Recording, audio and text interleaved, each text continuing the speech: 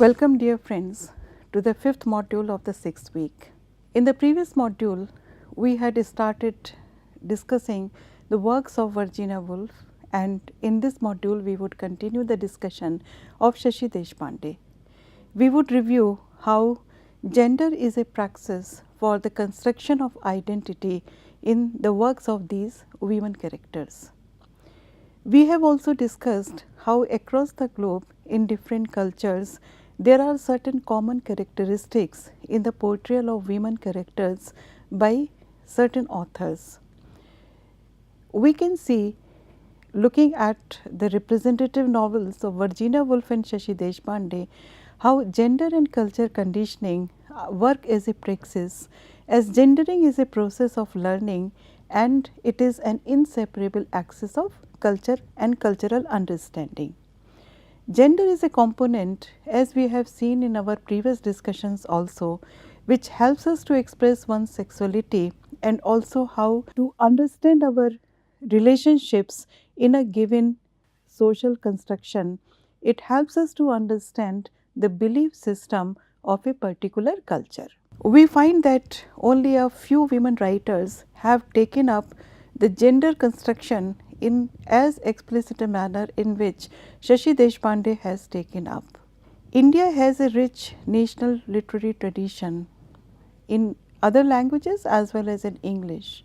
In terms of creative and critical writings, we find that Indian writers have been able to incorporate their own rhythms, the lucidity of their own mother tongue, whereas retaining a universal appeal using the medium of English for expressing their artistic talent and to express their understanding of cultural issues.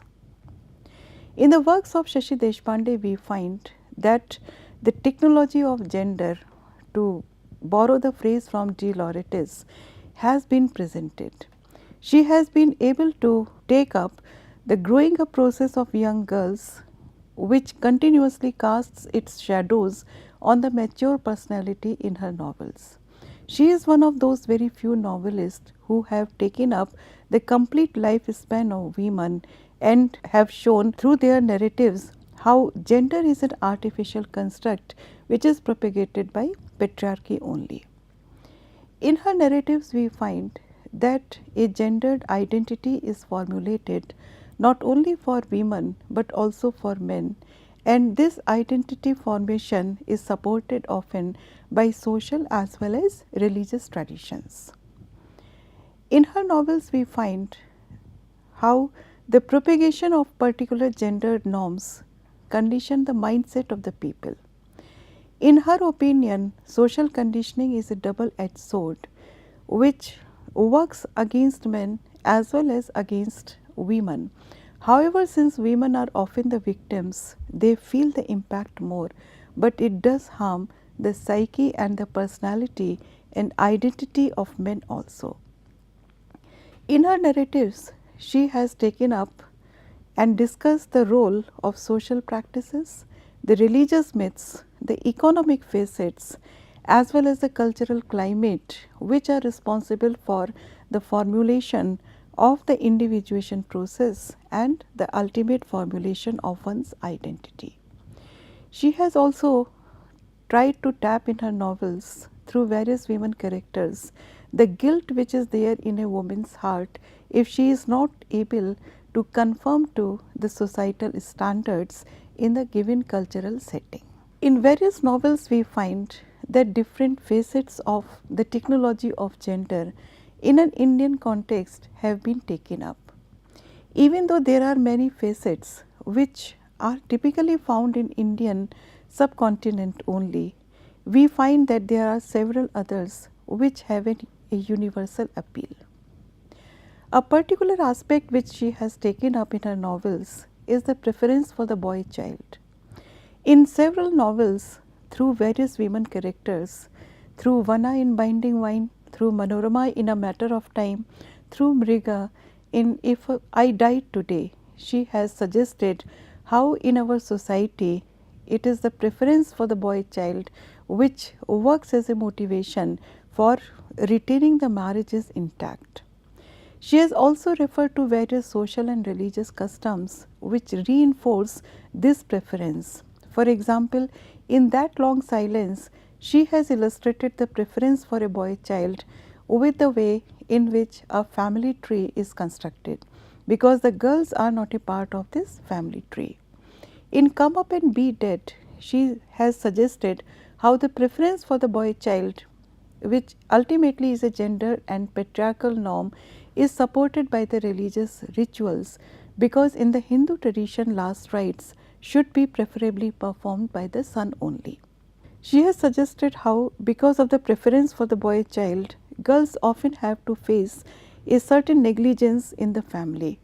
It has been presented through the character of Indu in Roots and Shadows very effectively, as well as through the character portrayal of Kshama in Come Up and Be Dead. In Roots and Shadows again, as well as in the Sahitya Akademi Prize winner novel The Dark Holds No Terror, she has depicted how the growing up process for a girl becomes a matter of shame for her as well as sometimes for the family.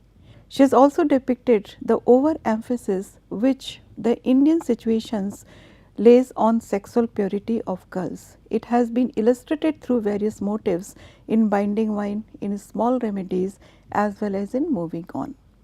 So, in the novels of Shashi Deshpande, we find that these aspects through which a gendered identity is created in an Indian society has been presented through these various ways. Interestingly, she has also suggested how one aspect of our cultural tradition supports the other one as far as the formation of a gendered identity is concerned. We can see that the preference for the boy child results in certain social and religious customs which ultimately result in the marginalization of girls, and this also makes the growing up process a shameful activity for girls and women. Through the presentation of this technology of gender, we find that Deshpande has also presented how the concept of femininity can be a burden for a woman. It is considered preferable if a woman conforms to the societal norms, follows the given societal roles, that of a daughter, a sister, a wife, and later on that of a mother. She should not be thinking outside these constraints. And therefore, in Roots and Shadows, we find that one of the old uncles of the family advises the woman protagonist by saying that intelligence is a burden for women. We want our women not to think. The patriarchal preference for silence within the family, which is often misunderstood as a reflection of inner grit and courage, is also presented through this particular statement, in which it is clearly said and suggested that women should preferably pursue their own given roles in a social setup. Sometimes we find that this emphasis on womanly functions leads to an inner vacancy. We have seen it being depicted in Mrs. Dalloway by Virginia Woolf also, where Clarissa Dalloway tries to arrange for a party to fill up the inner void. In the same way, we find that an emphasis on womanly function, the repeated nature of the household chores, creates an inner vacancy which women try to fill up with following different activities only. Shashi Deshpande has clearly admitted in her interview to Geeta Gangadharan that there are certain autobiographical links also as far as this projection of the burden of femininity in her novels and stories is concerned. She has clearly accepted that the stress which was laid on feminine functions at the cost of all your potentials as an individual enraged me. And this aspect has been presented in her novels and stories repeatedly. She has shown how this burden of femininity is equated not only with a preference for silence, but also how this silence is often misrepresented as an inner strength in traditional women. And when a woman starts to speak up against the atrocities she has to put up in her life, it is often presented in a negative light. In Shashi Deshpande also, there has been a delineation of the theme of marriage from different perspectives. In her novels, we find that the presence of a husband as a sheltering tree has been presented. As in the novels of Jane Austen, and also to a large extent in the novels of Virginia Woolf, in the novels of Shashi Deshpande too, marriage has been presented as a panacea, that is, the ultimate aim of a woman's life. We can also quote Simone de Beauvoir from The Second Sex, in which she has said that a woman is compulsorily introduced in terms of being married, being unmarried, etc. So, marriage is a compulsory component in a woman's introduction. Deshpande has suggested how a girl is not prepared for a vocation and she is always trained to become a better housewife. This aspect is discernible in Mrs. Dalloway by Virginia Woolf also. Shashi Deshpande has gone slightly ahead and has represented that over a passage of time, particularly in the traditional Indian household, even the mothers become tools to perpetuate the patriarchal preference for women in terms of following certain roles. She has also suggested how the society encourages self-effacement among girls and women, and how the projection of our desire, of a woman's desire, is often considered in a negative manner. In fact, in that long silence, a character gives a very interesting piece of advice to the protagonist of the novel. This character has been given the name of Vanita Mami, one of several aunts in the family who are there as stock characters, and she says, if your husband has a mistress or two, ignore him. Take up a hobby instead, maybe cats or your sister's children. The idea behind this advice is that marriage is such a sacrosanct affair that it should never be disturbed at any cost. Even if a girl has to efface out her personality absolutely, the marriage has to be there. Among women, this concept generates a sense of self-effacement and a tendency to accept their secondary status without questioning. However, we find that among men, it consolidates the belief that such servile self-effacement among women is natural, and therefore they accept it as a norm. So, we find that in Deshpande's novel, the constitution of identity, the formation of identity is also related with the definitions of normative behavior.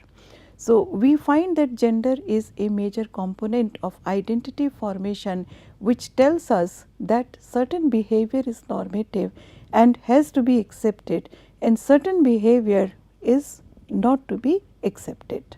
We can particularly refer to Deshpande's novel Roots and Shadows, in which she has looked at the social conditioning in terms of construction of identity from a gendered perspective, from different perspectives. Through various characters, we find that different facets of marriage and girlhood, marriage and womanhood, the presence of economic independence, etc., have been presented very thoroughly. Through the protagonist, Indu, we are told how childhood constraints can result into a constructed personality which would hinder the progress of an individual. Through the character of Minnie, we are told that in the absence of any vocational training, how in the absence of any professional education, girls would have no other way but to opt for marriage, because marriage is the only way to gain a semblance of economic independence for them. Through the characters of Akka and Atya, the trauma of widowhood in a traditional household in India is depicted, and through various kakis like Vanita Kaki, etc., referred to in one of the previous slides, the idea of meek submission of a woman as a traditional value has been presented. A major issue which had not been taken up by Virginia Woolf or by her contemporary writers is the issue of economic independence. And we find that this economic independence has been presented by Shashi Deshpande very thoroughly. We find that in all her novels and in the majority of her stories, the women protagonists are economically independent. They are highly educated women. For example, they are doctors or teachers or journalists or officers. But we find that not all of them are necessarily liberated selves. And here in Shashi Deshpande attempts to show how the social conditioning and the constrictions posed by the normative behaviors of a society are responsible for constructing an individual's personality, identity and ideology also. In Deshpande's novel, we find that though all the women protagonists are shown as being economically successful and secure, it is never presented as a guarantee of freedom for a woman.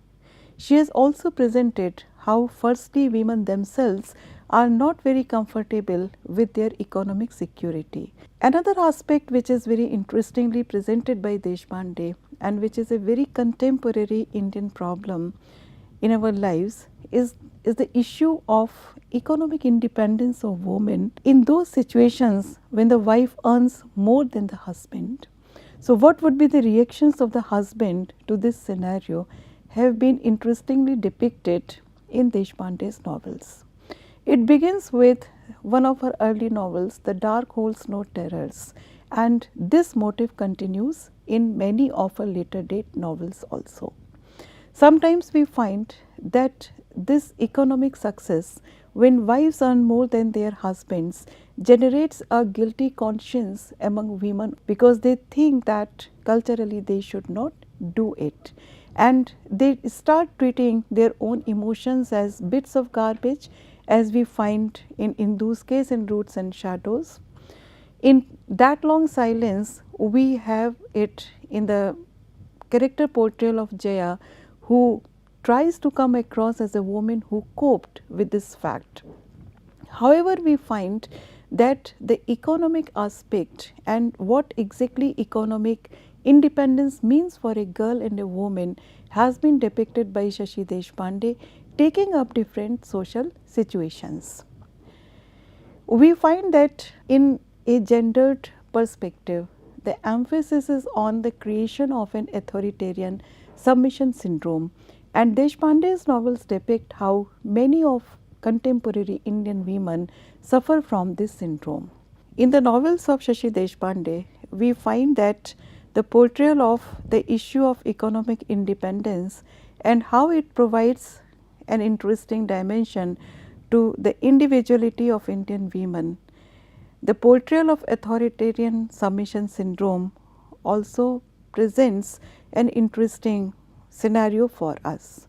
In the authoritarian submission syndrome, we find that the emphasis is on surrender to a certain authority without wondering whether that authority holds any validity or not. In a way, we can say that this submission to an authority without looking for the validity of that authority generates a culture of martyrdom which is in consonance with the culture of patriarchy. In the culture of patriarchy, the relationship between a husband and wife is not on an equal footing. It is based on the principle of master and his subordinate, and the culture encourages a woman to lose her independence and identity and merge it with the identity of that of her husband. While she has talked about how the culture promotes Indian women to follow a particular ideology and formulate a particular type of identity, Deshpande has also commented on how Indian men are encouraged to develop a tone deafness towards this plight of women. In Deshpande, we find that there is a continued maturity in terms of the projection of her women protagonists. We find that gradually as she progresses as a novelist, the women protagonists she has displayed also become mature. They become bolder gradually in the assertion of their individual choices, in the formation of their identity, in claiming their sexuality, and in emphatically putting across their desires. Deshpande has also taken up the issue of sexuality in relative openness, we find that in all her novels, her protagonists are working women, and they have moved from submissiveness to open admission of their sexuality. In all her novels, we find that there is a figure of a friend or a lover. Without fail, in all her stories and in her novels, we find that this figure exists. In one of her interviews with Pallavi Singhasan, Shashi Deshpande has admitted that this figure has been important for her. Even though she has consciously not thought of depicting extramarital relationships in her novels, she has presented this figure. Her idea is that it is not possible for women to express all facets of their identity and personality in the constricted relationships within a marriage, and therefore they are able to open up with this figure who may be a friend or who may also be a lover, but then there should not be any associated guilt in the mind of a woman about her. In her later novels, particularly in Small Remedies, in Moving On, and in her last novels in The Country of Deceit, we find that this motive has been presented in a very emphatic manner. We find that in Deshpande's novels, all conceivable connotations of gendered identity have been presented. During the childhood, during the youth, as well as during the old age, what it means to have a gendered identity has been presented by Shashi Deshpande. She has also taken up the question of economic independence, and she has also discussed how the stature of women becomes different within the same strata if they have economic independence. At the same time, we find that she has also introduced the figure of a woman writer in most of her novels as an important sub-motive. So, when we look at the role of gender as a basic component of identity formation, we find that it has played a very significant role in literary products. We have seen how it is important in a cross-cultural fashion in the novels of different women writers belonging to different societies and cultures. When we would look at some of the works by the male writers, we would also understand how this motive of gender constituting a particular type of personality and identity is taken up in a different formation. So, in this module we have discussed how ideology is important for the formation of an identity and how identity is formed on the basis of our understandings of these core issues which have been presented in literary works. In our next modules, we would continue this discussion of what culture means in the context of literature and also in the context of media. Thank you.